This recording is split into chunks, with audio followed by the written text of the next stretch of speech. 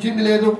ఈ విధంగా చూసుకుంటూ పోతే ఆయన చేసిన ఏ గ్యారంటీ కూడా పూర్తి చేయకుండా వాళ్ళ ప్రజల్ని మోసం చేసుకుంటూ మళ్ళీ 99 రోజుల పాలన అని చెప్పేసి అధికారులను నాయకులను వాళ్ళ చుట్టూ తిప్పి ఏదో మైండ్ డైవర్ట్ చేద్దాం ప్రజలని, మళ్ళా సీట్లు గెలుద్దాం మున్సిపాలిటీస్ కార్పొరేషన్స్లో కానీ అదేవిధంగా జడ్పీటీసీ ఎంపీటీస్లోనే ప్రయత్నం చేస్తూ ఉన్నాడు. దాన్ని మేము పూర్తిగా ఖండిస్తూ మొదటిగా 6 గ్యారెంటీలతో పాటుగా ఆయన ఇచ్చిన 420 హామీలు ఏదైతే ఉన్నాయో అవన్నీ కూడా అమలుపరిచి ప్రజల దగ్గరికి పోవాల్సిన అవసరం ఉన్నదని చెప్పేసి తెలియజేస్తున్నాం. అవన్నీ అమలుపరచాలని చెప్పేసి కూడా డిమాండ్ చేస్తున్నాం.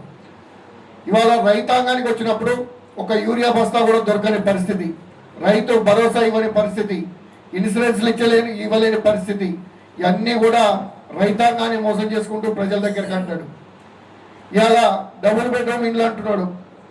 డబుల్ బెడ్రూమ్ ఇండ్లకు కూడా 5 లక్షలు ఇస్తా అని చెప్పేసి మొదలు పెట్టుకోండి అని చెప్పేసి ముగ్గులు పోపించేసి పాపం పేద ప్రజలు అప్పులు తెచ్చుకొని వాళ్ళు కట్టలేక సగం పూర్తయినా కూడా సగము 25% డబ్బులు ఇవ్వకుండా వాళ్ళని మోసం చేస్తున్నాడు.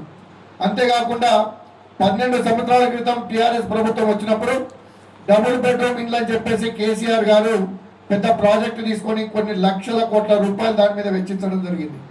అవి ఒక 10% మాత్రమే ప్రజలకు ఇవ్వడం జరిగింది. 90% ప్రజల సొమ్ముతో కట్టిన ఆ ఇల్లులు అక్కడే ఉండి వాటిని వాళ్ళకి ఇవ్వకుండా ప్రజలకు అది పూర్తి చేయకుండా డబుల్ బెడ్రూమ్లన్నీ కూడా మళ్ళీ పాడైపోయి సత్యనాశనం అయ్యే పరిస్థితిలో ఇలా ప్రభుత్వం పట్టించుకోకపోవడం కూడా బాధాకరం. ఎందుకంటే అది ప్రజల సొమ్ముతో కట్టింది. అవి పూర్తి చేసినట్టయితే కొన్ని లక్షల మందికి ఇల్లు ఇచ్చే పరిస్థితి ఉంటుంది. అవన్నీ కూడా తక్షణం పూర్తి చేయాలి. ఎక్కడైతే 95% పూర్తి అయినా